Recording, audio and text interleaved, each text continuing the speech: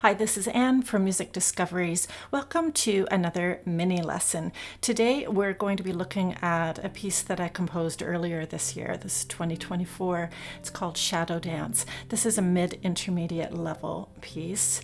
And if you haven't seen the performance video, you can go watch it up here. I'll link it up in the cards and down in the description.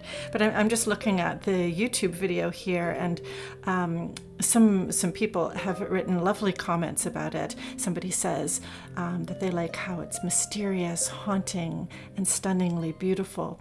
So beautiful, I love the low strings and the play between them and the delicate high notes. Transported me to a land of dancing shadows.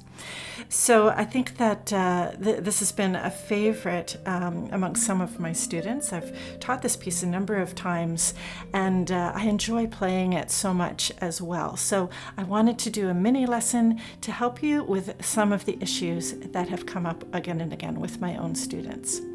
So the sheet music is available at my Music Discoveries shop. You can go get that. And then come back here with your harp, and I'll help you with 3 really interesting issues that come up for this piece. So now this piece is in the key of C minor, which means 3 flats in the key signature. So you do need to have your harp tuned to E flat major to play this piece. And all of your levers will be down. You don't have to change levers. I don't think you do anyway. Oh yeah, there's one little lever change at the very end, but I promise that's not a big deal. And you do need a larger harp for this. 34 more strings is a good idea. You just need to get down to a low F. So that will set you up to play this piece. Now, we're going to look at 3 important elements. The first will be having a look at some ways that you can play the left-hand pattern that you see in line 1. And then we're going to look at the right-hand rhythms, which are a little bit tricky. And then the third thing will be an artistic nuance that you would only know if you watch this mini lesson. So let's get started. First, we're going to look at the left-hand pattern on line number 1. And so we're reaching down to the low C and then coming up to an interval of a 6. Now, the thing is, there are a number of ways that you could play this, and I want to show you, I think I'm going to show you 4 different options, and I'm not going to say that one is right and one is wrong. I want you to try them all on and find out which one feels best for your hand, which one sounds best, which one coordinates the best when you play hands together. So let's go through these, try them all on, and then take a little time to decide which one is best for you. So in measure 1, we're reaching down to the bass C and coming up to the interval of a 6 on G and E. Now, my favorite way to do this is with flat hand. So I go in with a flat hand, I muffle my strings gently, and I grab the finger 4 on C and my thumb on the E, and I'm going to play my finger 4, and then my 3 just comes to the G, and I play my interval of the 6. So my thumb is pre-placed on the E, which helps make it a little bit more efficient. And then in the next measure, I muffle, place my hand so my finger 4 grabs the C, my thumb is now on the D, and my finger 3 comes up to the F. Do you want to try that with me? Now, to do the flat hand, my elbow is perhaps a little lower than it normally would be, and I would say my hand is a little higher on the strings than it normally would be. And that just has to do with the flexibility of my wrist, so you have to figure that out for yourself. So flat hand, grab your interval of a 10th, finger 4 plays, finger 3 comes up to G, and you play your interval of a 6. And you can do a nice full close there. Okay, that's option number 1. Option number 2 is to play your interval of a 6 more classical style with the fingers down. So I'm placing my interval of a 10th, so not a flat hand, no muffling here. I'm just opening and placing my interval of a 10th. That's C and E. Now again, I'm going to play my C with finger 4, and then my finger 3 opens, and I can do my interval of a tenth. Now you can probably hear already that that sounded a little louder than flat hand, didn't it? That was for me. I find that a little bit stronger sounding, so you have to decide if that's something that you want or not. Then your interval of a ninth. All right, so that's option number 2, with fingers down, open and pre-place a tenth. Another option would be to hover, open, and place all 3 notes in the pattern. So you can place your C. I have a finger 2 on my G and thumb on E. So here I play my finger 4, 2 and thumb are already placed, and I play my interval of a 6. Then hover, open, and place. This one I'm doing with a finger 3 on my F. You can decide for yourself what is the best finger to use in the middle of your chord. Okay, if you like having everything placed and ready to go, that one might be for you. And the 4th option is to just reach down and play the C with a single finger. I'd suggest I use a finger 4 just because it's gentle. 4 is a little bit more gentle, 2 is a little strong for me. So you could use whatever finger you like on the bottom, and then hop up to your 6th. So those are your 4 options for your left hand pattern. Take a day or two just to learn how to do all 4 of them and get good at them. Don't make your decision based on which one you're able to do. Make your decision based on the one that you think has the most beautiful tone for the character of the piece, and perhaps the one that feels most coordinated when you put it hands together. Okay, you'll be able to see in the video, if you watch me play the performance video, you'll see which one I'm doing. Funny story. I actually, for the video, I chose the one that I did because of how it looked on video. It's not the one that I actually choose to do for the tone that I'm looking for. So fun fact there. Let's move on to the next element, which is the right hand rhythm, which I know is a little bit tricky. And many of you get started on line 2 at measure 5, and you just get thrown into the deep end of a really tricky rhythm for that first phrase. So what I want you to notice is that line 2, line 3, and line 4 phrase, those 3 phrases have very similar rhythms, but what I want to do is go and do the easiest one first. So that's not the one on line 2. The easiest one is the phrase on line number 3. So starting at measure 9. So we're going to start there. In fact, I'm going to zero in, we'll zoom in on measure 10 and 11. And this easiest rhythm sounds like this. All right, we'll do that one first and get that one under our belt. So what I want you to do is get ready to place D, E, and F with 3 fingers. It's just going to step up and step back down. Step it up, 2, 3, 4, and you're stepping down with your 4 fingers, 2, 3, 4. Here it is again. Step it up, 2, 3, 4. You can even say that. Sometimes if you plant words in your head as you're practicing, it helps you with your rhythm. Here it is again. Step it up, 2, 3, 4. Do it again with me. Place your 3 fingers, D, E, F. Ready, play. Step it up, 2, 3, 4. Now, did you do a good job with your linking? So when you, let's do this in a close-up. I'm going to come in close to my hand so you can watch this. So I've got my 3 fingers placed. We'll go slow motion on this. Close 3, close 2. Now we want to reopen the fingers. Hover 2, 3, and 4 over those next 3 fingers. Play thumb and place those 3 fingers as a group. Okay, we want really nice linking here, and then 2, 3, 4. Okay, let's go one more time with lovely linking. Ready, play. Step it up, step it down, and again. Step it up, step it down. Got it? Okay. Now let's go to the next trickiest line, which is not line number 2. We're going to go all the way down to line number 4. This is starting, we'll zero in on measure 14 and 15. Now, this kind of starts the same way. We're not starting on D, E, F, but we are starting with the same finger placing.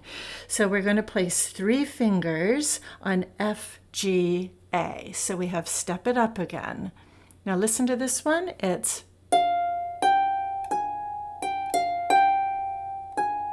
this one's just a little bit longer. It has a slightly different ending than the first one. So 3 fingers placed on F, G, and A. It starts step it up, 2, 3, 2, 1, 2. We need to get that 2, 3, 2. That's the tricky spot. That's what makes that one a little bit harder. 2, 3, 2, 1, 2. Practice. Let me zoom in on my hand again for you. I'm starting with finger 2 on G and 3 on F. Let's just practice going 2, 3, 2. 2, 3, 2. And again. 2, 3, 2. Now this time I want you to be sure to link your thumb. So we'll go 2, 3, 2, and thumb both need to place. Don't forget about your thumb. Then you can play 2, 1, 2. Okay, let's try that again. Ready? On 2, 3, 2, 1, 2. Ready? 2, 3, 2, 1, 2. Now we'll back up to the beginning of that rhythm. Listen first, and then I'll play it again. You play along with me. So, step it up, 2, 3, 2, 1, 2. Now try it with me. Place F, G, A.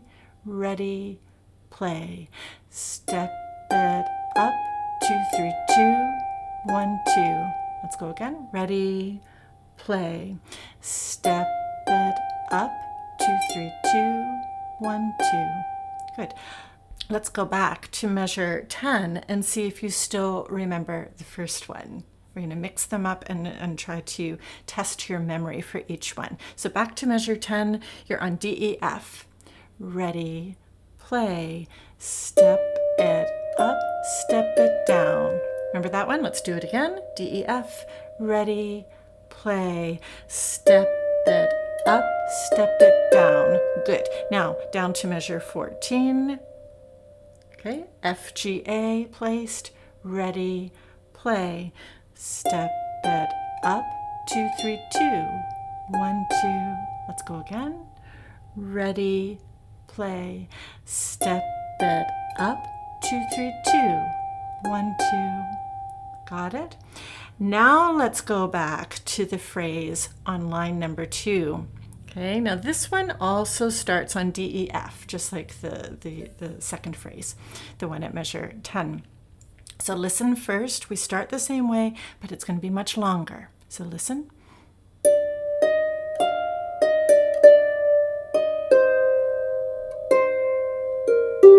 No wonder people get stuck on that phrase. If that's the one you're doing first, that's the hardest one. So here we go. Let's break this down. So starting on D, E, F. So we go step it up, 2, 3, 2. Now, do you hear that repeat note, that D, D? That's quite tricky to do. So we're going to isolate that and practice it. You're going to have a 3 on D, and then you need to quickly swap it to a 2 on D, like this. 3, 2, 3, 2, 3, 2.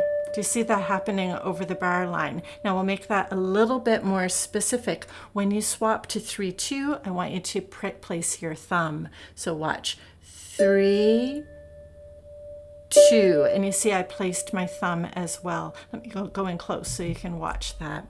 Here's 3, 2. 3, and then place 2 and thumb together. Play your finger 2. Do that again. 3, and then place 2 and thumb. There's your repeat note. Okay? Now, watch. 3, 2. Let's practice that together. That's just the first part of the phrase. Ready? D, E, F. Step it up, 2, 3, 2, and your thumb should be on the E and ready to go. Let's go again, because I bet that's going to take a little bit of practice. I don't mind doing it again. Ready? Play. Step it up. 2, 3, 2, and your thumb should be on the E string and ready to go. Okay, one more time, and then we'll add a little bit. Ready? Play. Step it up. 2, 3, 2. Now listen, the next part goes E, C. Okay, shall we add? D, E, F. Step it up. 2, 3, 2. E, C. And again. Step it up. 2, 3, 2. E, C. And the last part is easy. Place C, B, and G. C, B, G. Do that again. C, B, G. You're doing great. You made it to the end of the phrase. Try it again. C, B, G. Now let's glue that whole phrase together, starting with D, E, F. Do you want to listen to it first? Play along if you like, or just listen. It starts like this.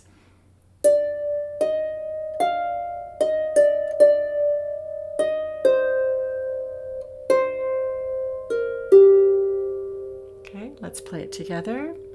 Ready, play. 3, 2, E, C. Now C, B, G. C, B, G. There. Nice job. So there are your 3 phrases. I know those are a little bit tricky, but that's what makes it sound a little bit mystical and mysterious. So start with the phrase on the 3rd line. Do that one first. Then go to the phrase on line 4, and then go to the phrase on line 2. Okay, one at a time, going from easiest to most difficult.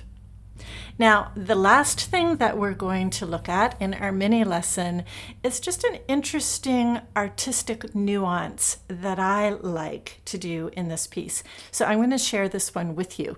So at measure 21, we have the middle section sounds like this. It's really pretty. I love this.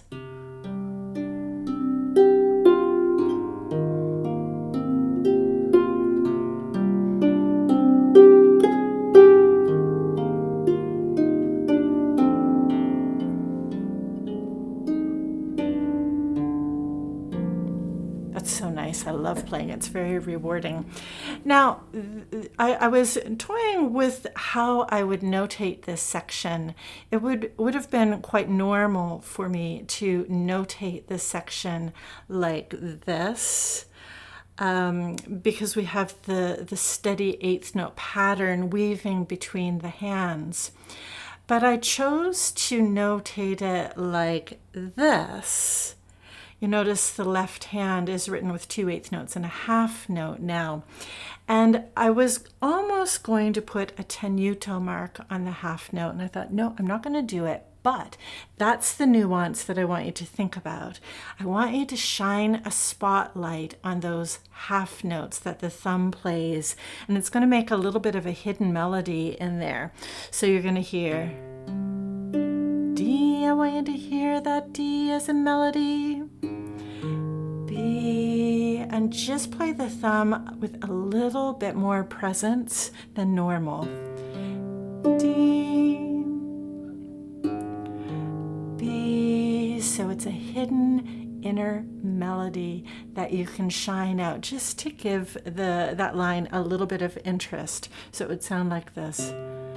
D, B, hear that now?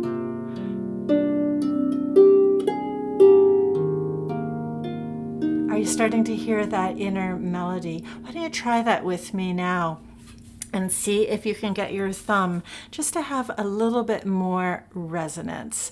I don't want you to be too heavy with it. I don't want an accent or anything too obvious. You're just shining a spotlight on those notes and just saying to the listener, listen to this. This is nice. So your first pattern is C, G, and D with the thumb. So it's a 1, 5, 9.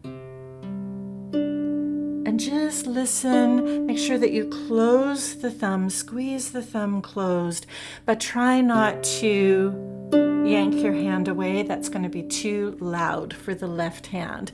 So you need to figure out exactly what does your thumb need to do to sound beautiful, with just a little bit of beautiful resonance on the thumb. Isn't that interesting? So it's almost like you're an artist and you're just putting a little highlight here or there to give it a little bit of sparkle. All right. So I hope you like that, that artistic idea that you could add and look for in your playing. So I hope that that was helpful for a short mini lesson. If you enjoy my style of teaching and you like the way that I break things down, please be sure to go over to my musicdiscoveries.podia.com. That's where my courses are. And there are all kinds of courses for you to choose from. The courses are much longer. They're usually about an hour and a half.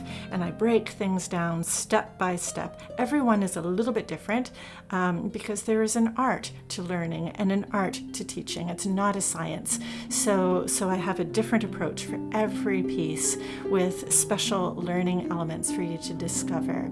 So I'd love to see you there. And thank you so much for joining me for this mini lesson. And I'll see you in the next one.